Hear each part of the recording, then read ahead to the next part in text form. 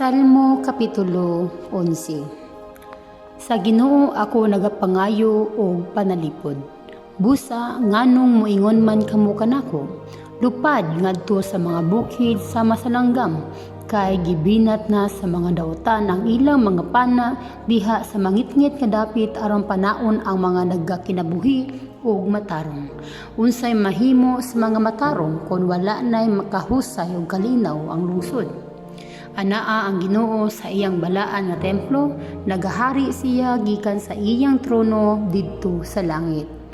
Ginatan-aw niya o ginasusi ang tanang mga tawo, ginasusi niya ang mga matarong ug ang mga dautan. Ginakapungtan niya ang mga bangis, paulanan niyang nagadilaab nga mga baga o asupri ang mga dautan, ug silutan niya sila pinaagi sa init nga hangin nga makapaso.